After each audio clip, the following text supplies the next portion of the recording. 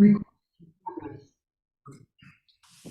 we turn the lights on or we want to sit in the dark? Sorry, I that's busy can't with the see. computer. I can't see. All right, I'm just trying to pull my.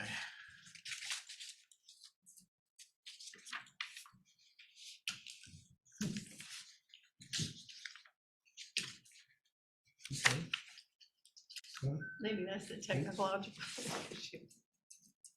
There you Yeah, go. those are weird light switches. Oh, thank you. Much better.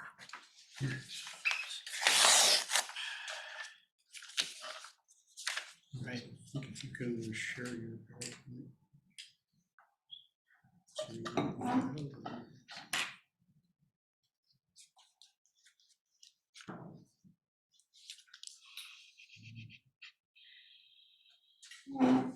All right, so we've got a couple of sets of minutes to approve. Can we do them in as a bulk, or do we need to Here we go. motion and vote? Okay, We so, we can do both. okay, the May and July minutes, trust everyone's had. I'm go over them. Any questions? I was absent at both of those meetings, so I probably shouldn't vote on the minutes. Well, if you don't vote, we don't have a quorum, we still vote. No, he can abstain. We still have a quorum. He can abstain. Motion to approve? So moved. Second, Second.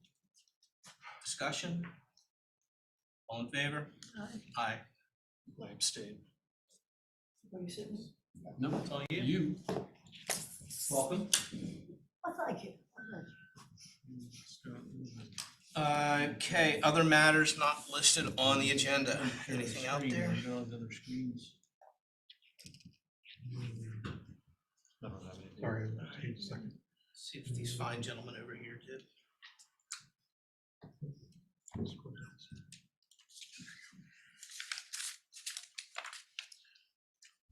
All right, so if there's, Sir, I'm sorry, if I can make an observation, the minutes, there was one omission of the acreage for the Castlewood Farm.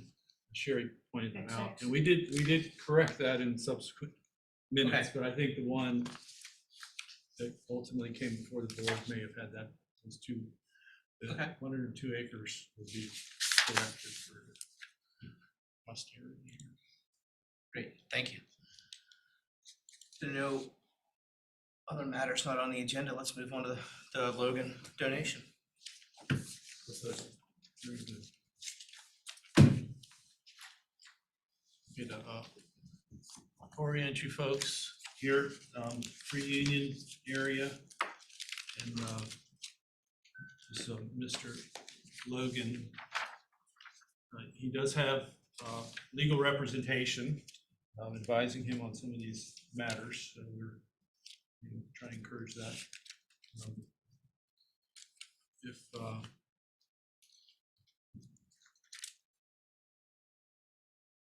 If oriented to that parcel there, just outside of the Free Union proper, and based on the development rights and the acreage, there's eliminating 4 potential dwelling units. What is approximately? Well, the development rights we could ascertain from 1980, the tax map. We'll go back and see what the original configuration of the property was. And at that point, the county prescribed so many development rights per each parcel. So then over time, if those acreages were subdivided or something, we're looking at, okay, now what are we resulting in? The development rights, but that could also vary depending on floodplain or steep slopes, or there's other ways that limit development. But we're not going actually through the very detailed subdivision planning process to decide how many development rights. And in fact, that's a very formal request. If somebody's asking us, hey, just how many development rights do we have? We could give them kind of a guide, but we're not nailing that down. So for our purposes, we would sort of do that approximate number of development rights or dwelling units that could be ultimately built there. But to get a formal, could require survey or some more detailed site planning and so forth, so. But it's a maximum of 4 based on the zoning and the subdivision ordinances. Right, that's the theoretical potential. Right. You know, and with a property like this, there's few or no real impediments to using that. As we've talked about before, you look at a property that has a lot of steep slopes or floodplains, it becomes more conjectural, but with a property like this, the theoretical is pretty close to So maximum. that you could end up with 2 development rights. What's that? So could you end up with only 2 development Oh, rights? yeah, but you could end up with 0 usable ones, Not on this property. not on this property, but yeah, on a very Well, I see steep that, property. but my that's- question is, if that seems not very many. And I just wondered if it's approximate, how many are we not gonna get? Is it possible to give them the easement with there only 2, for example? I mean, you all can decide That wouldn't meet our when and where to criteria. do an easement depending on the other conservation values. If there was a property that was only eliminating one dwelling, but had some hugely important feature, then maybe it would be worth it. Yeah, It doesn't I happen get very that part of it. My point is, if we make a decision about it and we don't know how many development rights there are. Is that a problem? Well, we always, what James is reporting on here is the theoretical potential. We always know that. And that number's not gonna change. It's not like we're gonna put in an easement, and they're gonna have a subdivision plan. And it's not gonna go down because Yeah, that's. I get that. Okay, get that. Okay. But I think Rose's point is a good point, is that there may be instances where the number of development rights will be the basis for accepting an easement, particularly on a smaller property. And if in fact, at the end of the day, we're not eliminating any actual development rights, I can see that as a determining factor in the decision, right? Yeah, and we usually, when we get a proposal like that, you all don't see it, it doesn't make it this far. Right. On some occasions, somebody will either ask us to please bring it anyway, or there will be some feature that maybe it seems like it's worth it, but usually they don't get this far. And empirically, there's nothing tricky about this. There's no Nothing. slopes, there's no, So just continue along that question. So there are 2 dwellings presently on the 46 acres, and you're saying on top of that, we're eliminating 4 potential dwellings, so that there could be 6 on this 46 acres? Yeah, development right, you could have like a 2-acre lot or any larger size, but if you slice off the development rights, then what's remaining, if they're 21 acre, you could still have that by right. So that's where we kind of come up with those numbers. All right, so was parcel 15C, was it formed 1980? Was that on the county map, 1980, 15C? Shouldn't be if it has a C after it. Right. Yeah, I'm Been pretty sure divided. It should be a derivative parcel if it's got a C. But it sounds like 5 small lots and 1 large 21-acre lot if you've got 6. minus 2 that exists, so that's 4. Minus 2 that exist, which makes 4. But why it's labeled C, I cannot see. Yeah, that sounds right. And I have gone through all that research in some detail, so I'll certainly have that available to show you, but that's. Yeah, I mean, I can look it up, but I thought maybe you knew, but I didn't mean Oh, to absolutely. interrupt. I Oh, just yeah, need we to go continue. through that in the rigorous review to get to these numbers, absolutely. Because I think that's one of the important selling points of these easements is, I think we've had some folks say, well, we'll just cut this up so many ways and then we'll do an easement. And we're like, well, that's kind of defeating the purpose. So we discourage that, but we'll certainly present it to the board to see how you want to rule. The streams on here again are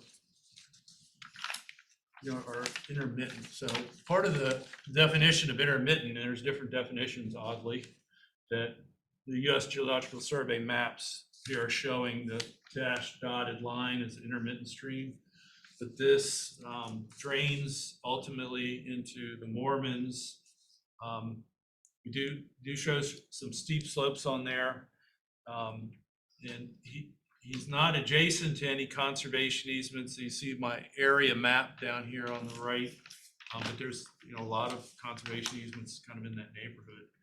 The uplands are listed as prime farmland soils, so the distinction becomes if it starts getting steeper, I'm not calling that prime, but it's still an important soil that we recognize in our comprehensive plan.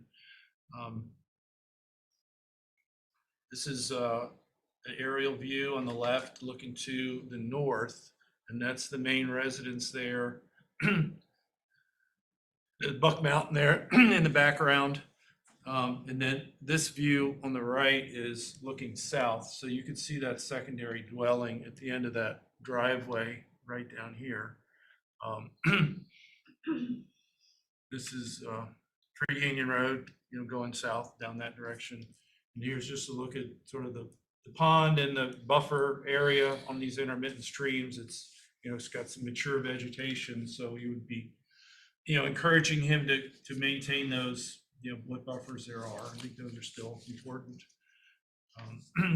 So we've listed some restrictions. Same thing with the dwellings. We gotta have the existing square footage, and then we would allow for replacement or slight expansion of those numbers. If you can see those clearly enough. We're going with some standard terms for some of the other structures and buildings and so forth.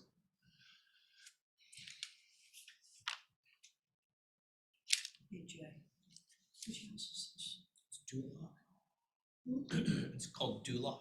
It's where they planted all those Lelands in front of it. On the left, right when you turn on to Millington. Next to Tony Wilson's place. Oh, yeah, It used to be called Jailhouse. Yeah. That was part of Georgetown. On the Brockman. You see the church, you might recognize that landmark there, just directly across the street. I think that's all I had for this. So we're all familiar with this area. I will say I would have appreciated a slightly larger locator map. I had a hard time picking out where this lot is in reference to the other easements. It would be really helpful to have just a 1 to 24,000 topo location map, so that people like me who sort of know the area can figure out where it is. So my question is, because I can't really tell even looking at that, how close is this parcel? I mean, there's a lot of easements in that area for sure. I'm wondering what is the closest easement? One property over, kind of south, or I guess east, but down picture that we hold also. It's closer to the village than most anything Right. else. That's Yes. what the problem is. Right. I think I'm familiar with where it is, but I haven't been by it. It's directly across, almost from the church, I think. Yeah. The brick church. Got it. That's good input. I do so many maps and so many iterations of maps, and I guess maybe my bias is I know this area really well, so yeah. We'll work on Little that. post office. Yeah, usually it's a much clearer, just happened to be this one case where. Yeah, like that tax map for me is not helpful. But it would be great to have a topo location and or the aerial and or large. From the topo, you really can't get from the tax parcel, it's really hard to get your bearings. Well, okay, I was hoping maybe this would help more. But of course, my screen is blocking it. So it's not very helpful. I think we know, we're good now. Yeah, we're all right, I just. point Are that out. are the people advising them, are they schooled in conservation easements, in your opinion? The legal representation, yes, there are sort of local folks that do a lot of AKA, these. who's the lawyer? I was working with Rebecca Meadows. She's been making inquiries. She's with Lee, She works under Lee. Lead. Oh, Lee Rasmussen. all right. It's the name we were looking for. Nearest easement property is about 1,200 feet away. Okay. Well, good. All right, What else do we have? I was just gonna say, I just looked up a couple of things on the county, so the existing large home, the main home, 6,900 square feet, can move up to 75. I know we're only concerned with above ground living space. It does have a full finished basement of 3,400 square feet.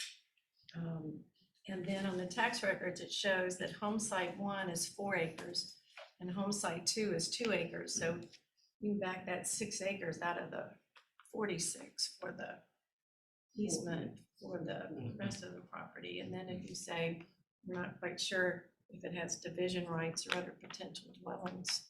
It's just for tax purposes. Okay. That's how real estate staff mark out what looks to them like yard and home space around the dwelling. Yeah. So it's not, it doesn't really have anything directly to do with. Yeah, like It's dwelling almost rights or lot 10,000 lines. square feet, so that's. I know. I was struck by the same thing, that it was lots of house and not so much acreage. Yeah. I had one question that I think I emailed you, James, but there's no reason why you would have gotten it. Although you did see my XX I comment. did get it. I thought you I could thought, bring and that up. remind, refresh us on this, I thought we had a limitation of 1 house per 40 acres.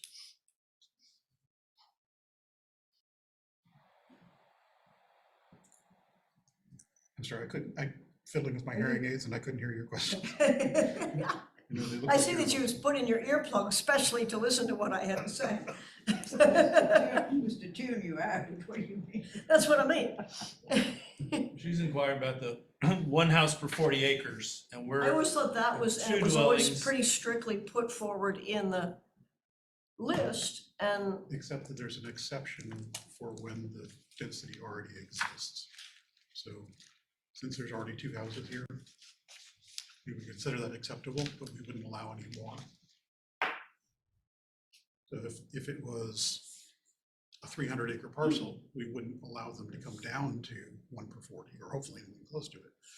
But there was an exception in the proposal summary sheet from the original discussion of the standards that if the density is already greater than 1 per 40, are further dwellings prohibited? And the answer here would be yes. I mean, suppose there were 4 houses on here, what would we think? We wouldn't be interested. We wouldn't be interested. You know, if there were 4 or 5 houses and 1 or 2 development rights left, then It would be the same as if, you know, it'd been subdivided. Right, You can't see the lines on the ground when you walk by the place, but you can see the houses. Well, there's no difference in that case between it being divided into 4 lots and each one having a house than there being 4 houses on 1 lot. Yeah, no, I just was a little Yeah. worried about that as our criterion, if you get an automatic exemption if they're existing houses, because you could play that out to what I just suggested. well, I mean, it's just an initial criterion. It doesn't force you all to act. You know, if we got a proposal for somebody that had this property and it already had all 6 houses on it, we'd be coming to you and saying, we don't think you should do this. And then you Yeah. could disagree if you really wanted to, but I don't think you would. I would hope it wouldn't even get to 2 us. houses and right. No, actually, I would hope it would get to us, all the better for us to be able to turn it down. I mean, you have to be careful with saying that that happened to Tyson many, many years ago, that if things don't get to the board, that can create I problems. take your point. Well, Anyway, just I looked up the 1980 map, so there was a 15C, but what's there now, there's a 15C1. So at some point, they divided off the back 10 acres. So if it did have 5, it now has maybe 4 divisions. If it had 5 in 1980, and then they did C1, they carved off 10 on the backside. So, Right, and I think So it you'll was notice, originally 50 acres. no, I said in 1980, 15C was a parcel. So it would have received 2 acres or 5 division rights. And then somewhere along the way, they cut off the back 10 because there's a 15C1. Yeah. So no portions, if it's the same parcel, portions of it were donated free in country school, which is adjacent in the top right.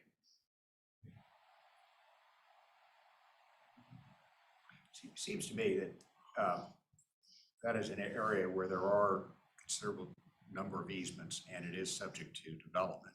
And while it's not a large parcel and there are 2 houses on it, eliminating 4 division rights in that area is important, particularly given its proximity to other east properties. That would be my view.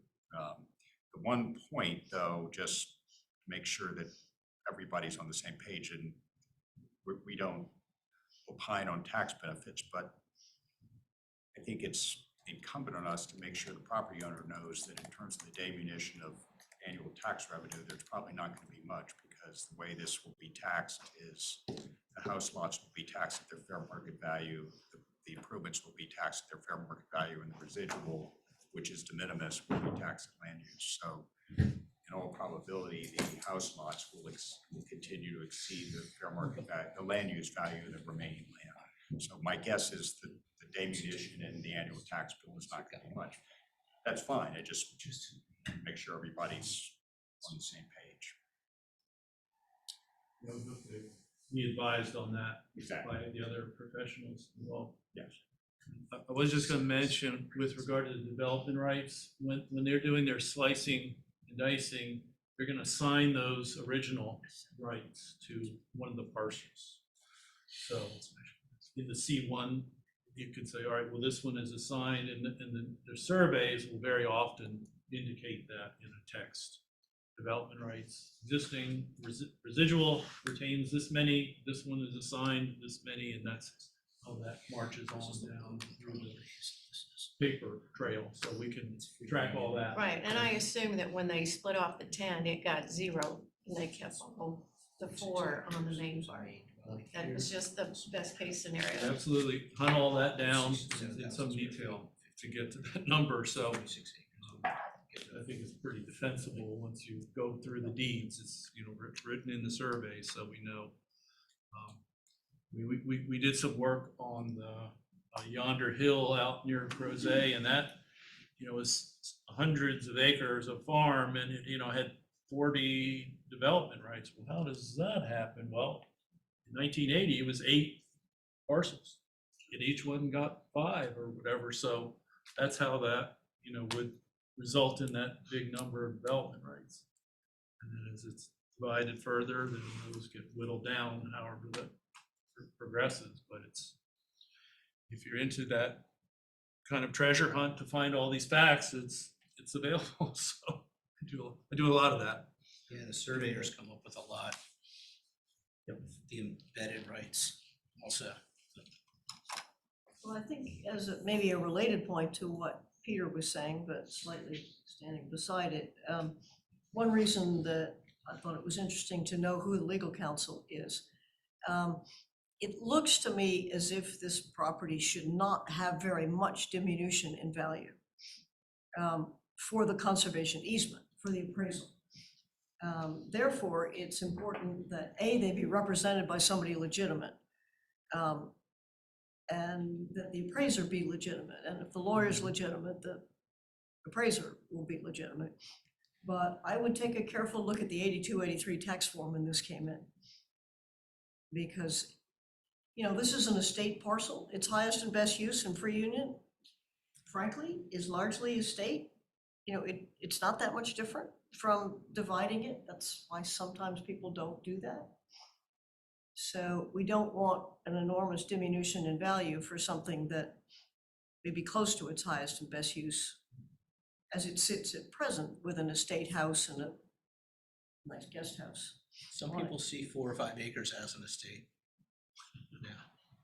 In Great Falls, maybe. But if you would, I mean, there's no need to put it in the minutes particularly, but take a look at the 8283 form when it comes through. My experience with that council is that they use a conservative appraiser. Good. Okay. No, that's good. Frankly, from my thinking, I think this one's a little on the cusp.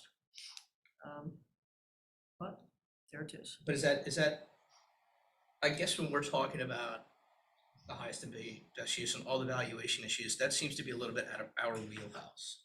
That, you know, we're looking at the conservation values of it. And As the easement holder, being taken advantage of Yep.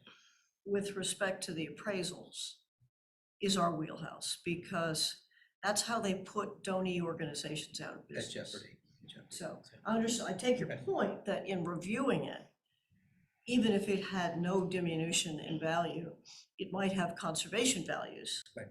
But then you don't want a monetary value to be claimed that's Yeah, I just want us to differentiate 135% of the actual property value.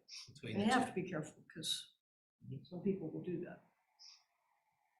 I will note there are general guidelines that were adopted probably before I started practicing law, maybe. Anyway, Ms. Buttrick's correct. Or back when I was chairman. Smart pants. Full state as to density should not exceed one dwelling unit per 40 acres unless justified by the character of the resources being protected. Those are general guidelines for this body. Yeah, and I like that unless a whole lot better than, oh, well, if the houses are existing. So I think we should at the very least put it, and forgive me if it was on the sheet and I didn't see it, but we should be mindful of that when we write the project summary. It was one of the, divisions every 40 acres is not very good. And it was always this sort of recompense that this group required one house per 40 acres, in my mind anyway. I think the scale of the dwellings on this property is actually a little helpful in the sense that it seems like a main and then an ancillary also. It seems kind of typical of some of the things that we've seen before, like the main dwelling in a tenant house also. What's the provision gonna say about the location of the houses? Are the envelopes, does it say they stay in, what I don't want it to say is in the same approximate location. That's what it says. So that can always mean for Substantially you, the That's same what it location. says. Well, that's why I Substantially the asked. same location. So we put envelopes around the dwellings? Either that or say that it must stay at the same location. Lee's senior partner is the one who defined at versus in, so he knows what it means. Figure our operating term at one point was 1 foot on base. That's right. At means 1 foot on base according to the good George McCallum. Well, I appreciate that. I'm kind of on the cusp, and Sherry did a beautiful, eloquent job of expressing my Oh, thoughts. dithering? Yes, thank you. And I'm going to ride your coattails on this one, because my first thought, and I did some homework on it a little bit, was why would they do this? As far as, what benefit, keep it in land use, They want to or, lower their county taxes. well, and that's what, Plain and flippin' if you, similar. the residual land, I guess, would be the difference, but that's the only thing. I think that's all, I agree with all of that. And were this in an area where there were no conservation easements, I would be leaning more to the cusp aspect. But eliminating 4 division rights in free union on Millington Road is a substantive elimination. And there are, Jay knows better than I do, but there's a lot of conserved land in that immediate vicinity.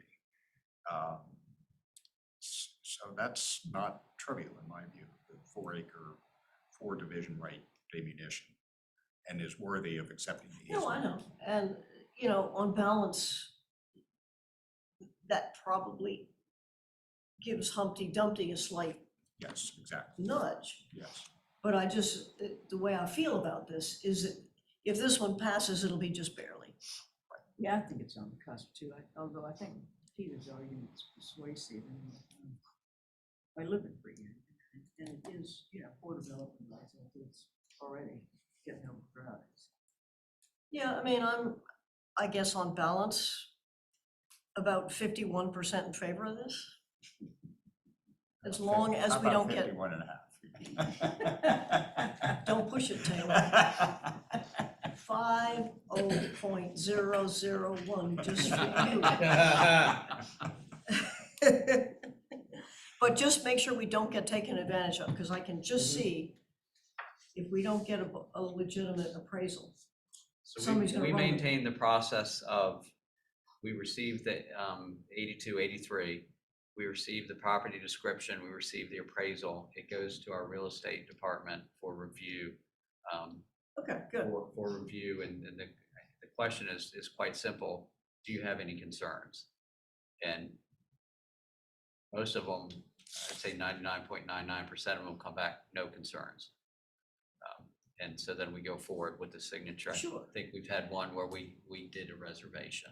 We went through this apropos of donation when I was still chairman. And your predecessor advised us then that we did not want to be in the business of endorsing a particular valuation beyond signing an 82, 83. But that if it was clearly out of line, we did have an obligation to flag it to the donor. That's where our reservation comes in. That's why we don't ask, do you agree with this? Do you do anything? We just ask, do you have any concerns? And if the answer is I have no concerns, then in signing the form, we're not endorsing it. In fact, I think the form says it's not an endorsement. Yeah, I mean, the That's land very trust structure has put us all in an unbelievably awkward position where the Land Trust Alliance wants us to stop any fraudulent easements that are overly aggressive by not signing the 82, 83. And it says very clearly in the IRS regs and on the form that we are signing only to acknowledge receipt of the gift. So we have two entities that want us to do the exact same opposite thing. And we just have to go along with one foot on the dock and one on the boat.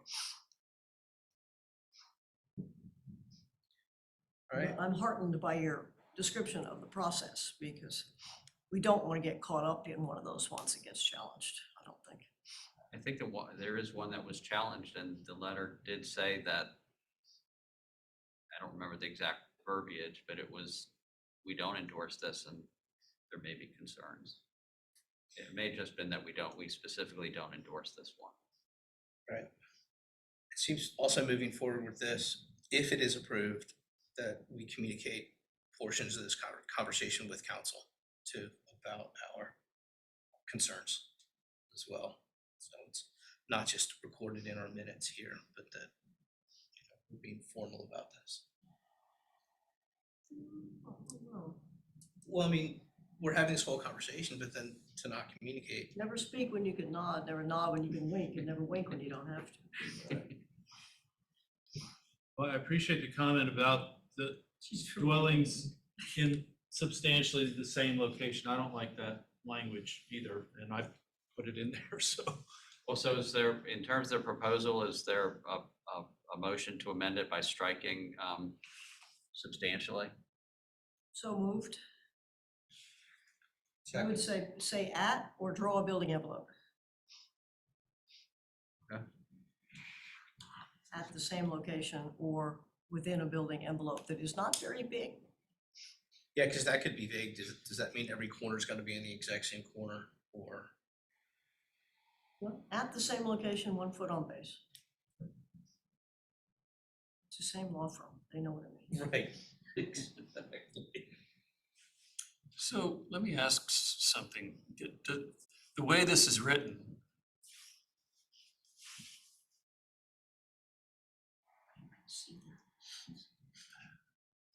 so it's 6,909 square feet now, except for the basement, I guess.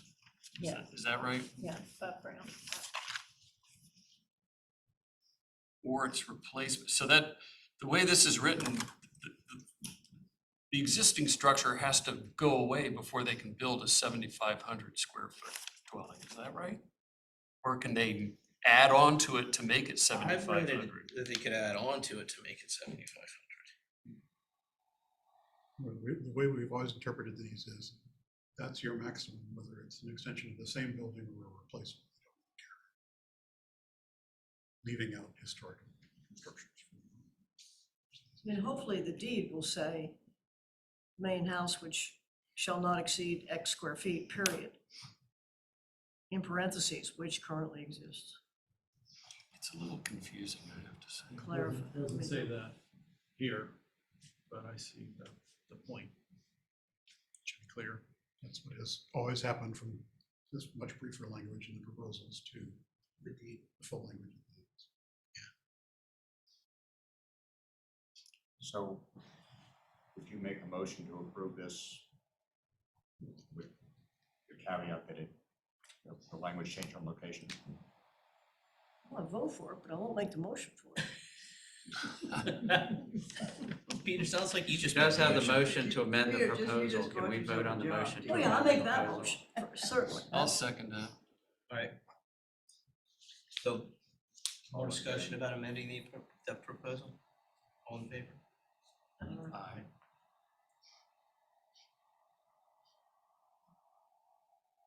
All right, are there any other points in this that we need to, that are of concern?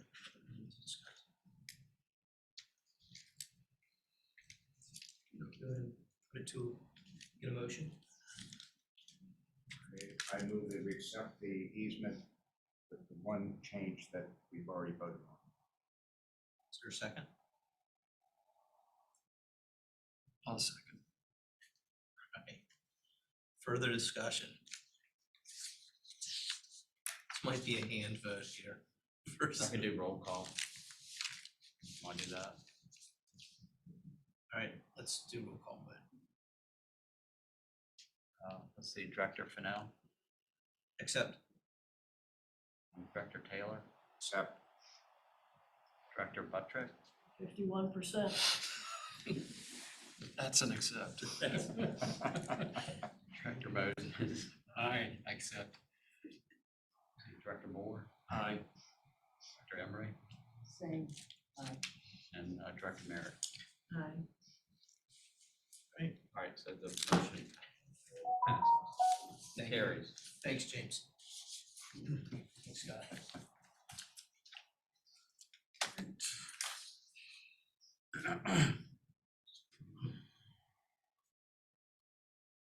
We have another proposal this evening.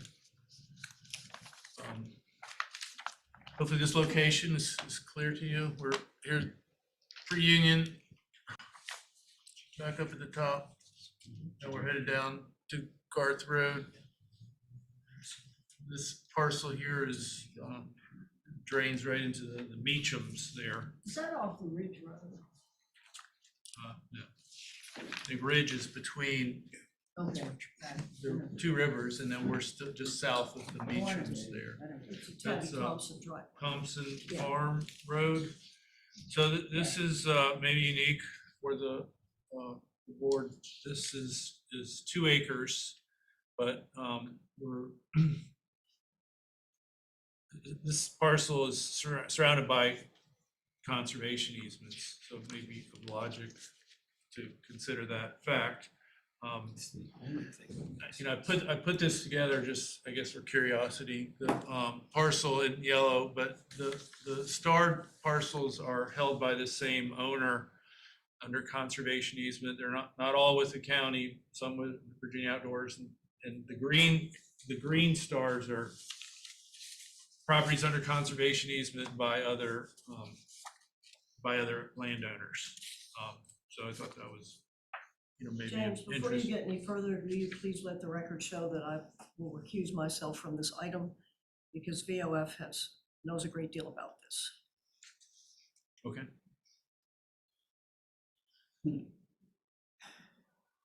Just some historical area photography. This had a residence on it previously when this gentleman bought this property. More recently, he just removed the house, so he's essentially agreed not to have any dwellings there whatsoever. So you can see the nature of that area is mostly, some nice ag land and forest. So he was just interested in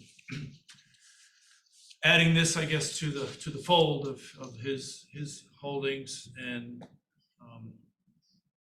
we're not too complex with regard to the restrictions or the resource there. It's essentially just there's no particular water resource or anything. There's just the parcel he was trying to add.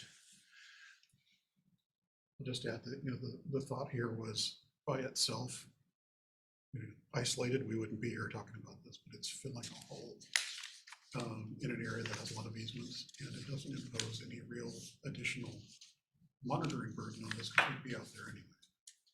You've got other easements in the area, we can inspect this 2-acre easement in 15 minutes time. I see this as being not fundamentally different than if it had just been absorbed into Right. an adjoining easement. It's almost like it'd be large. Yeah, I mean, the fact that it's a separate lot and we sort of have to treat it that way is Well, beside since the it's the point. same ownership, would that 2-acre just come into, be made part of the existing easement and fall under those guidelines? That would be a separate easement. It's a separate. So it's a separate easement for 2 acres and nothing can be built on it? No dwellings?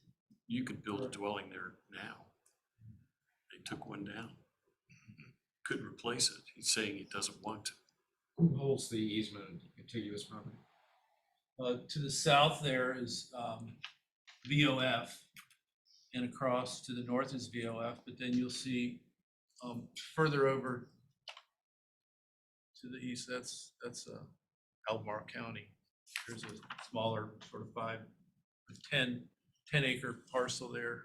That's not adjoining, but it's VOF owns the ones directly adjacent to this. We've done this before.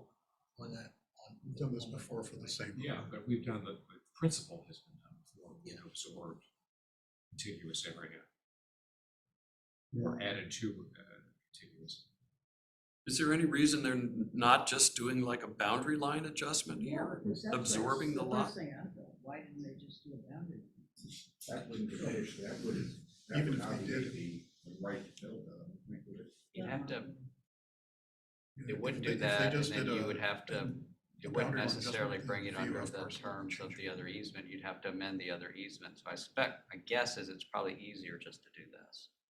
I suspect that also is the case, and fundamentally, it's a distinction without a difference in my mind, but.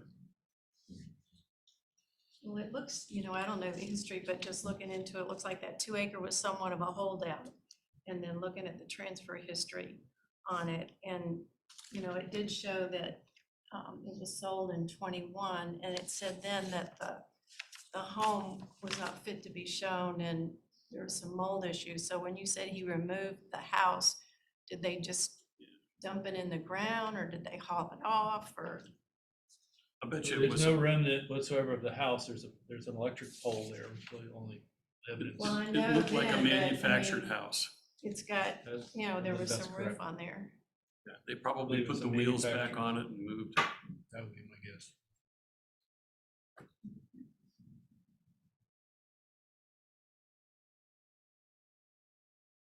Just in living in an area that's densely east as this area is,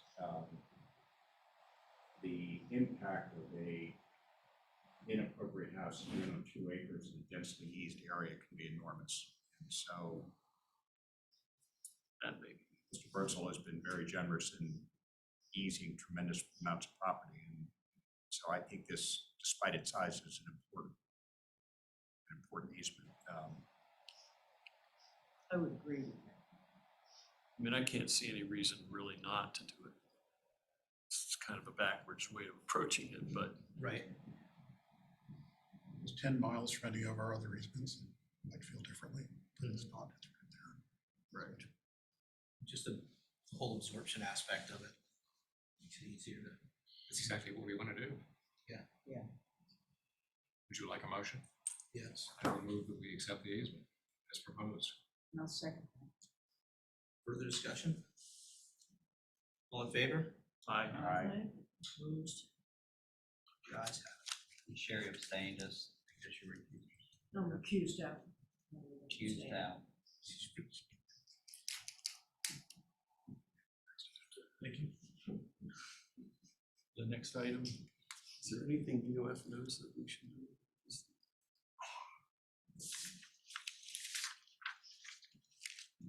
Was Needry taken off the agenda from the meeting that was canceled? Sorry? Yes. It still will be before the board, but it wasn't ready for prime time. Nice property, dozens of historic structures, which I guess complicated the presentation a bit, which I'm finding is, as a soil scientist, the historic piece is a little new to me, so. Contributing structures, some are removed and some are improved, and so we want to get that all straight before we. Are we trying to complete it before year end? Yes, Did they pull it or did you? it was mutual. Just when it rains, it pours. I'll ask no more. Thank you, yeah. All right, moving on to funding allocation. Okay, so the last regular item is that, as you all know, we've talked for a long time about getting more regular monitoring staff on board. We had that for a while before COVID hit, and we lost all that, so. James largely has been working on getting us to the point where we can list a position to be paid out of the authority's funds. And in the past, the way that it's worked is basically the county pays the person and then gets reimbursed from the authority's funds after a period of time, like the end of the year. So we have the job listing ready to go, but we haven't posted yet because our Department of Community Development has requested that we verify with you all first, you're going to be willing when the time comes around to dedicate the necessary funds to reimburse the department for paying this monitoring person. So that's why, rather than coming to you at the end of a year with a please pay us back motion, we have a motion for you to just acknowledge that you are willing to dedicate, in this case, $50,000 to that purpose.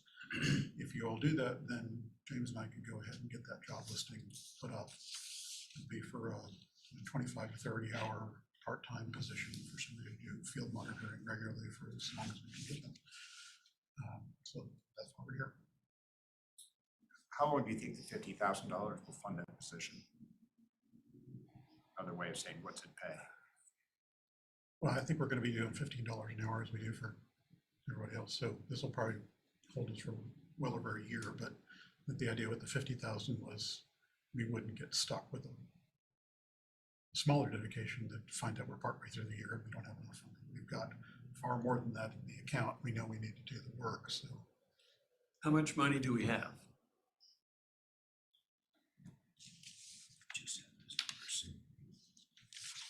The thing I really should have done for this meeting was check that. I'm sorry, I forgot to look up the exact balance. It's So what you have in mind is a full-time, I mean, not full-time in terms of it's 20 to 30 hours, but it's a permanent ongoing position that's, So we would have to figure out and fund it probably. right.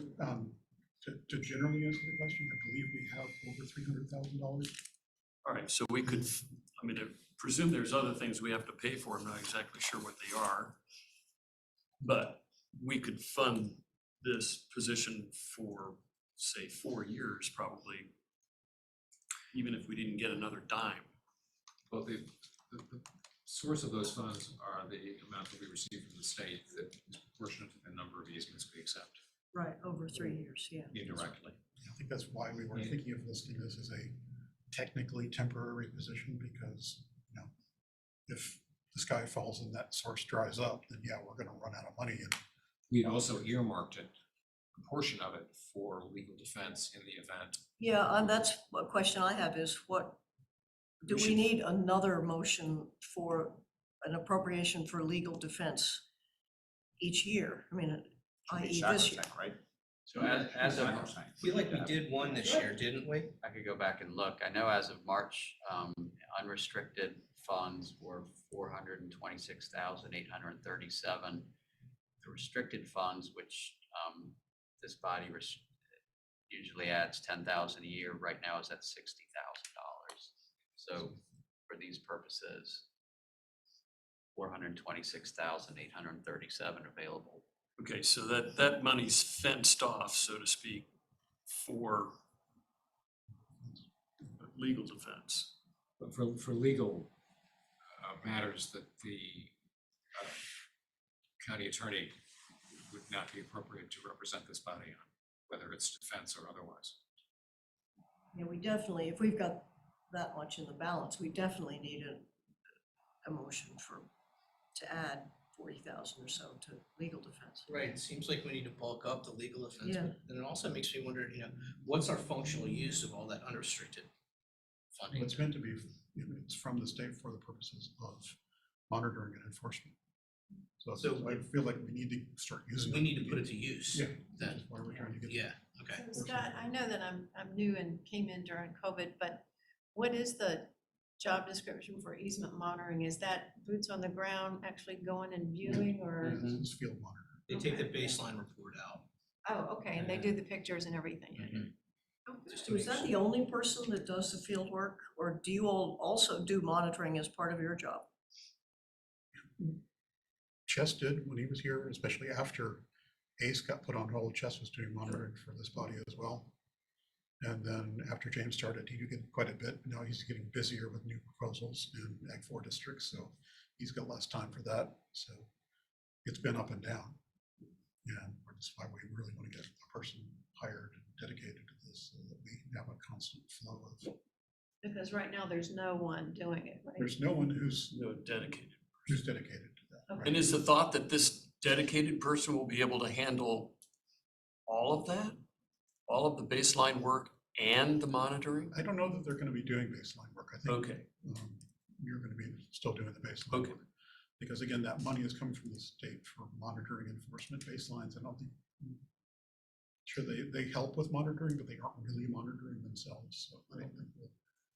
The skeptic might say, well, why don't we ask the county to pay for this position?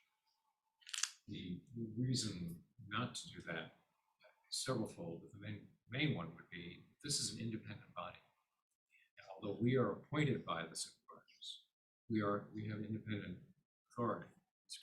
So that it would make sense not to ask the county for this money, apart from whether they would be forthcoming, but just because of the nature of this as an independent body, and because we do have it in the treasury, we think it's reasonable to pay for it ourselves. Having said that, stewardship seems to be a bigger portion of what land trusts have to pay for these days. So there may come a time when we would not have enough to do it. But that would be presumably if there's some action that has to be taken that would be more involved. At the moment, I would say this is good use of the money. It seems kind of counterproductive in the sense that we get more funding for more easements that we put under. As we put fewer easements under, we need more stewardship. But then we're gonna be getting less funds to kind of pursue that stewardship down the road. But that's why the private land trusts all require a payment at the time of the Donation. donation to defray it. And I think the VOF is a similar. We now have fees for that, not as much as the private Right. land trust, but we have fees now. at the time of donation. Ongoing fees? Like No, annual nobody fees? has those. Everybody does a number up front for stewardship going into them. We discussed long ago, when I think, Sherry, you were still the chair, that we perhaps should ask for a fee, but, and even I think there was some discussion then about an application fee, but that was viewed as a disincentive and contrary to the very purpose of this body. And that's by not having these fees in our streamlined purpose is what's bringing donors to our doorstep. Too. Do we know in the budget that was just passed what the funding mechanism is going forward? You may not, I mean, that just passed recently, so. I'm sorry, funding mechanism. So the budget, the state budget just passed, what it was, two or 3 weeks ago, something like that. I'm just curious if we knew what the funding was. The other question I had is, this person, if they're skilled in easement, they're going to be immensely more efficient. And I'm wondering if there are any of the other land trusts that would have someone who's done this for a while that has excess capacity. I'm thinking specifically about the Nature Conservancy, because they don't have that many easements, and they've got a really, really good person. Once we've actually got the funding authorized so we can put the job listing out there, we can certainly share that. You know, there's a statewide email list for follow that we can send that to and say, hey, if you've got a part-timer who's looking for more part-time work, there's an opening.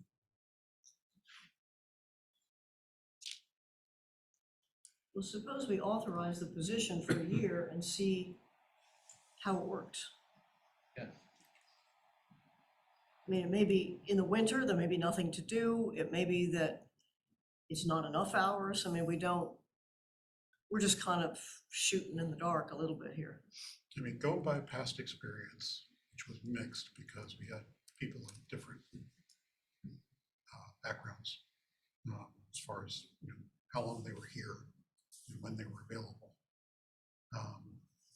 50,000 should be enough to hold somebody for a year and a half to 2 years, I would think, you know, and we've kept people that busy for that long pretty easily before, when, you know, the unfortunately spaced out periods when we've had. How an many intern or easements? a student. We hold how many easements now? I'm sorry, How many easements do we hold now? 201. Well, How many? 201. that's a 2-year agenda.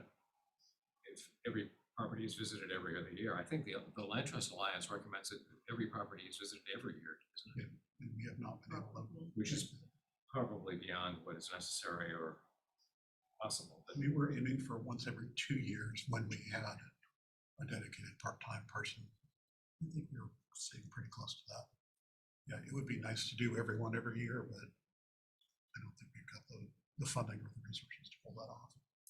But are you talking about paying them 50,000 a year? I mean, obviously that counts the benefits, or you were saying, I didn't understand what you meant by it would hold them for 2 years. The amount of work.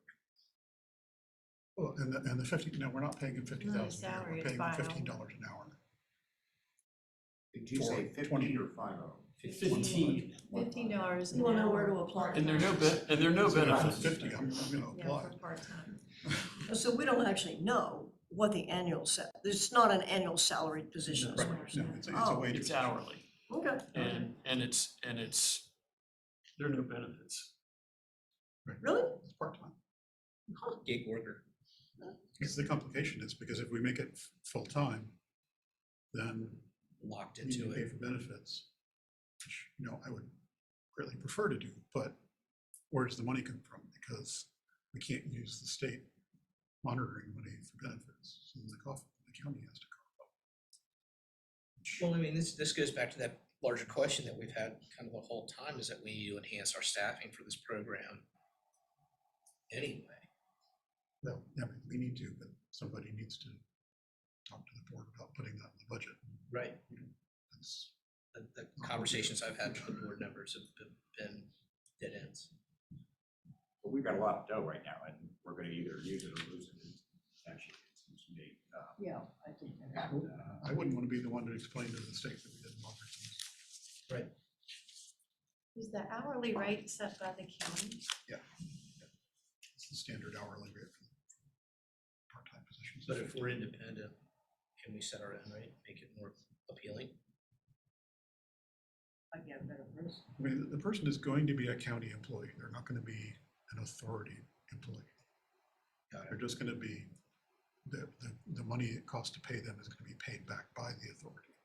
But they're going to be hired through county processes. They're going to work for the county. So I'm not sure that we can invent a new process on top of that. Got it. Would you like a motion? Yes, please. Move that we accept the motion as proposed. Is there a second? I'll second that. Is there any further discussion? I would just like to be able to review it in a year's time. Absolutely. Good idea. Add that to your motion. And I I'm hope that into once we've got a person on board, they will at least occasionally be able to come to these meetings to talk to you themselves. Yeah. And we can, I don't know, every other month or something, give you a report on the monitoring activity. And I think it's wise for us to look at it, you know, it'll be the closing of a season Yeah. this time next year. Yeah. see what's getting done, whether you like the quality of the work that's getting done, whether you think the quantity of the work is sufficient, yada, yada, yada, you know? Yeah, keeping the program up to, like, caught up in terms of monitoring. All right, so all in favor? Opposed? The ayes have it. Should we add to the legal Yes. That's where I was, reserve? that's where I was So headed next. I just looked back and as on January 12th of this year, because there did exist a motion or a resolution draft for 40,000, but the minutes show that in January, Ms. Buttrick moved and Ms. Merrick seconded, the authority approved the transfer of 30,000 from unrestricted fund balance to its restricted fund balance, to transfer the balance of funds from the conservation recreation. I don't know if that's been done. Let me check on that, and we'll report back. next Yeah, month. because so the balance that I reported was as of March, and it may not reflect what this body did in January. So Yeah, we did because- vote to transfer 30,000 to the restricted funds, and then there was a balance for conservation, you know, the grant, and to move that into your unrestricted. I feel like, I thought we had covered this ground earlier this year. I thought the motion was probably made, but then I wondered whether the action actually had ever occurred. This Right, indicates that it did in And I didn't January. remember what the numbers were between. and it sounds like the funds aren't up to date because I. Well, I recall read we you had March. Yeah, I read you March. We haven't done a financial, so we should probably run the financial and report back next month. Funds come in December. I think November-ish, December, yeah. So we could do it again after we have a new. well, it rings a bell that I felt like we were waiting for confirmations of funds coming in for. But last We time, I think acted. we waited, but we didn't get it. No, we had it in November, December. I think, Okay, I don't know if Sherry or Dr. Moses asked, but we looked into it and we got answers on that. because I You're right, it thought was we had, November, around November when it comes in. thought we had 60 or 70 in legal. We had 60 as of March, and I think what you did in January was added 30. So it should be Can I make 90. a motion that we achieve a condition of having a balance of $100,000 in the legal defense fund? However it is you need to bring that to pass. Can we do that next month so we can do it in writing? It's really nice to have a written record of it. Come on, think- counselor. I think what I need to relay to you is that the minutes are not searchable. So you can't just do, Does that work? So is this tangible cash or is this just an allocation that we have a right to? You know, that's a they deep- This actually is send cash us. money. This Yeah, is they cash it's money, it exists, it's in an account, it's allocated to It us. comes but from it's- the state tax credit. It's a state statute. They can't take it. This is not like money that they can claw back, I don't think. So it gets just. In US government securities, you can get 5% without even trying. 5% of 420 is 20-some thousand. So finance department is our fiscal agent.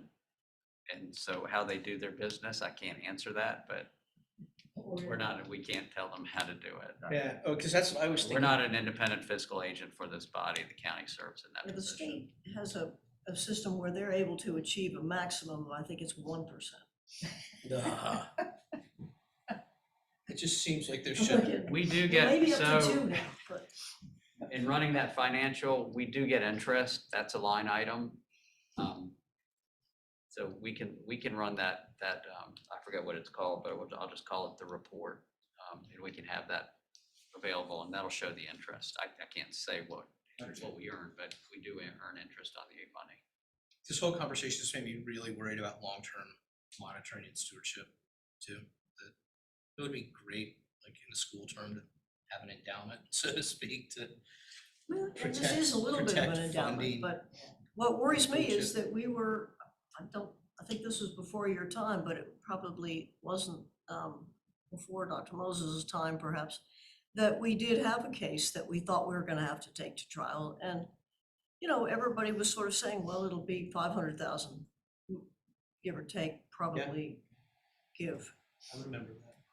So I'm just trying to look at the fact that I think we are woefully underfunded for even one need to Absolutely. go Yeah. to the court system. I just really want to use the fund to enhance the program too, though, or just to, streamline it, make it lighter on the staff load and, get our monitoring in there. So I had a question that was related to Sherry. So I just don't have a perspective on the range of litigation costs that have typically occurred with land trusts and enforcing easements. I'm sure it's all over, but I have no basis to know whether it's $50,000 or $500,000, and I don't know whether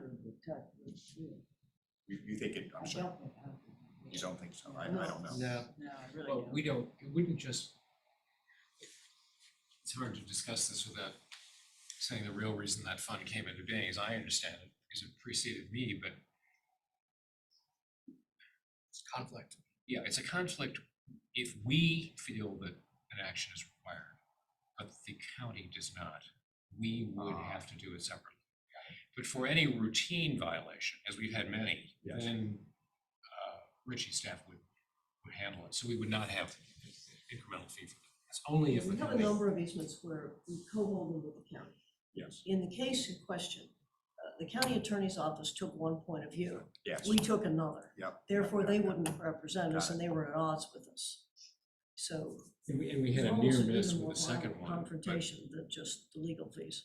But yes, We had a near miss with the second one, but in the end, we were able to come to an understanding with the county, with the board of supervisors, and we ended up taking, we were completely aligned. Got it. That's good to know. So it's like reinsurance in a sense. Well, only thing I'll say is I produced a map recently that looked at the timeline of easements. And what it showed was that many of the easements in Albemarle County were given in 2000 and 2005 and 2010. So increasingly, the easements that are held in the county are not held by the original donor, which opens the door for a And host of. that's the more time it goes on, the more problems. you never have any trouble with the first people. Right, it's the kids or the. Yeah.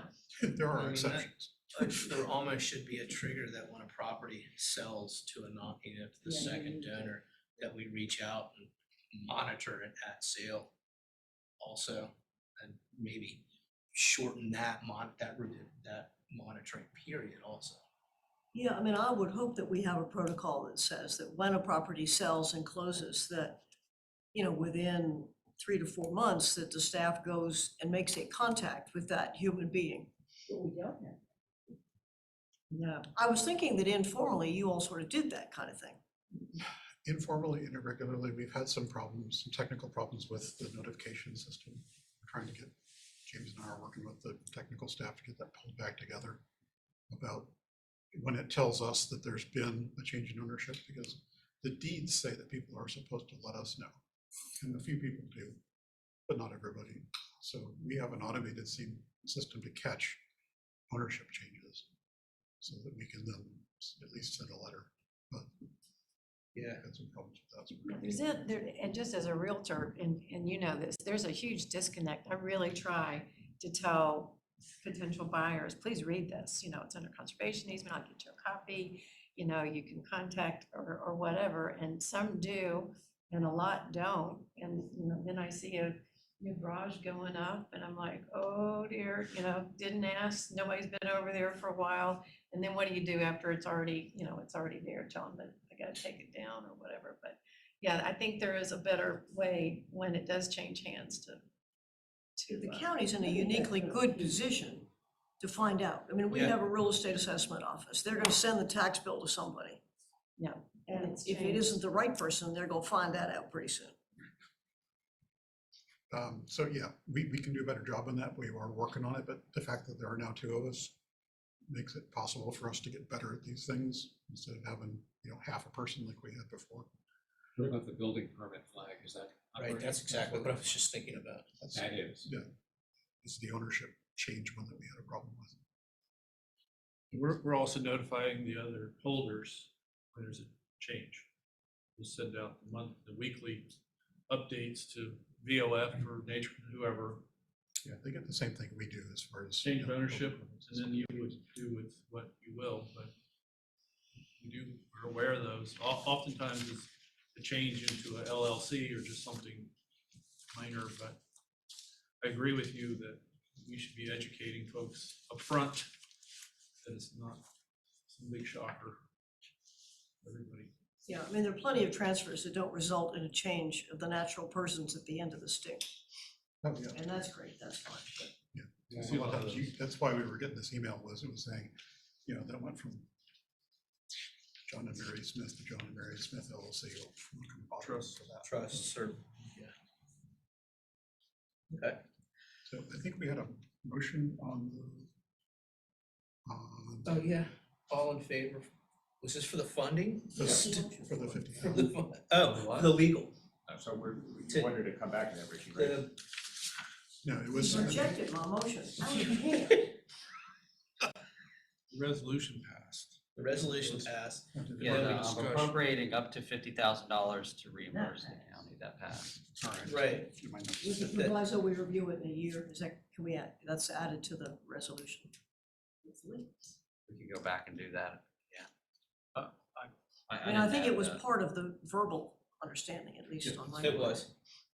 I think we should do So that maybe we anyways. could stick it in the written understanding.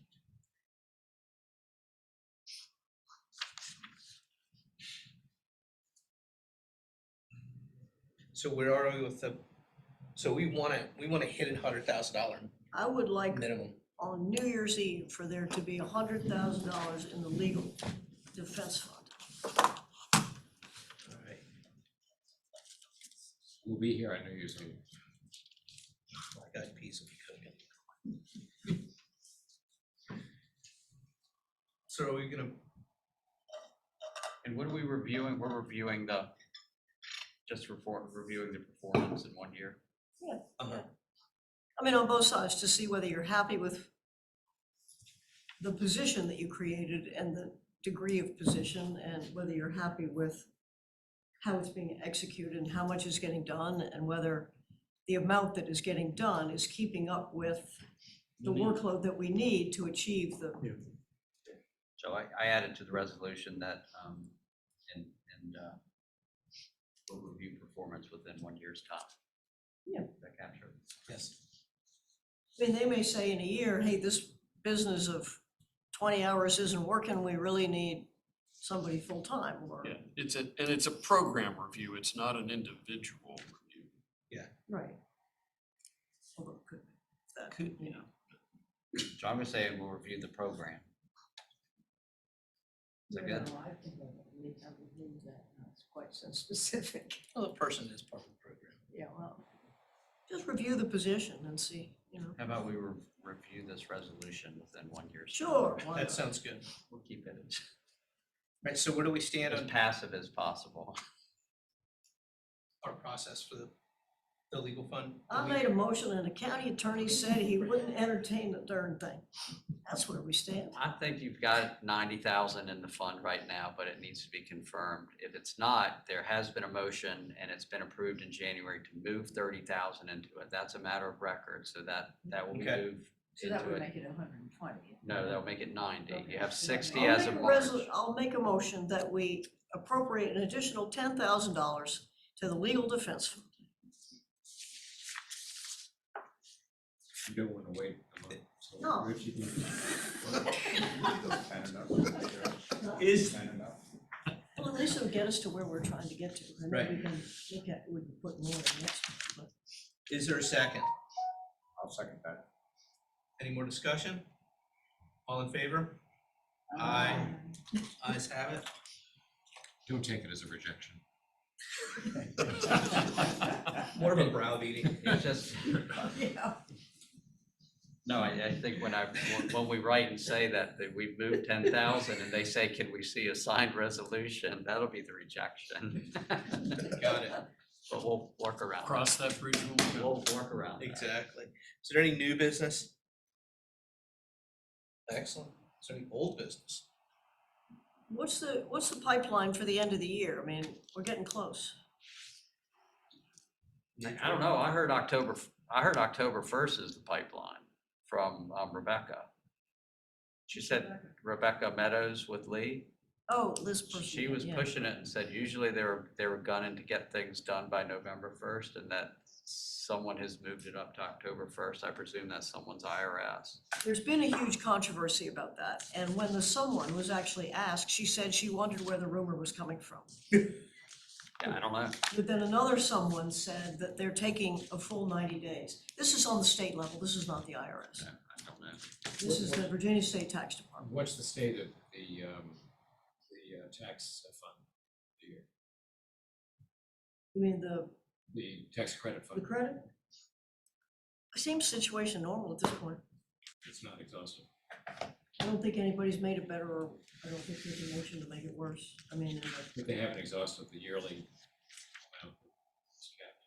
no, somebody told me that it was working its way to be less than half right now.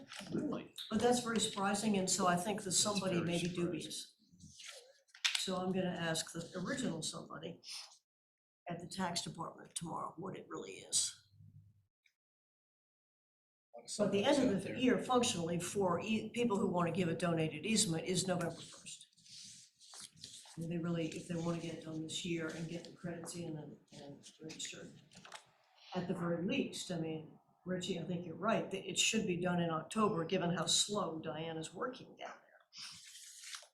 Is there much in the queue for us that you can see, or you're not sure? We do have some that are fine to just, visit with you on the end of the year, going into the next year, that we're not, the urgency there as far as that is concerned. But we're getting some inquiries, which is good.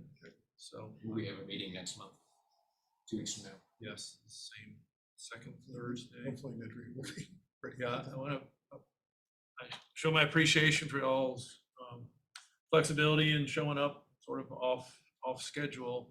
I mean, we did have some folks out, and apparently with the remote meeting approval, you need to actually have a quorum to approve to have a remote meeting, or whatever the dance we had to do, but we couldn't just sort of wing it there at the last minute, so. Is that a appreciate it. state requirement or is it?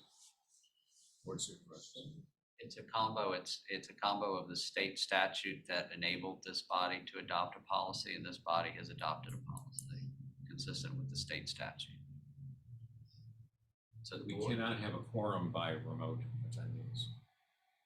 Can we change our so policy? so the way the situation was is that a member wanted to participate remotely, whether it's for a personal or medical reason.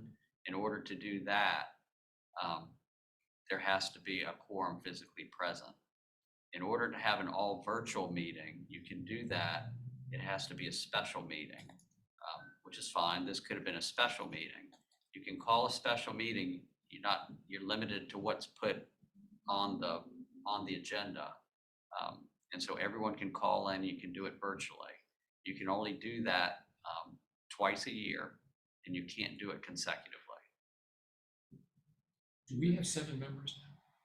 I think we have 9. Who are the other 2? Annie and Dave.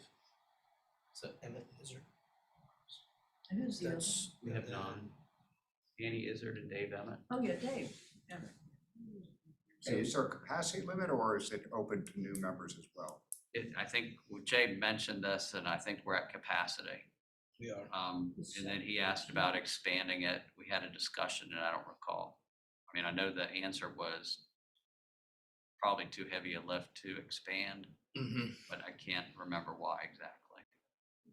You don't want to go from an odd number to an even number. No, you need to be odd, but I don't think we need to expand. I can't see a reason. Yeah. Is it district specific? No. No. No, so it's all at large sort of thing? Yes. Okay.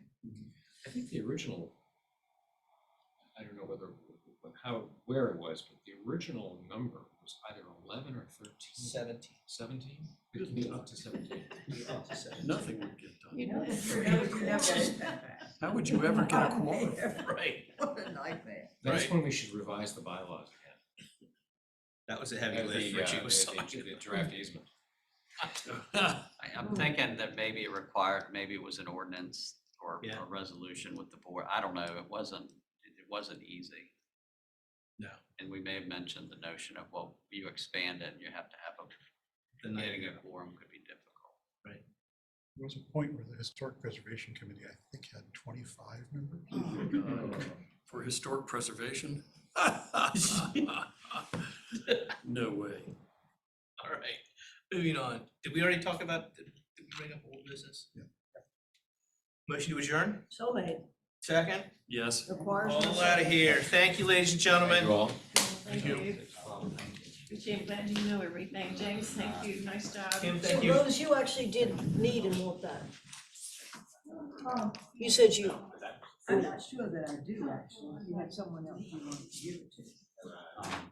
Take a stab at it.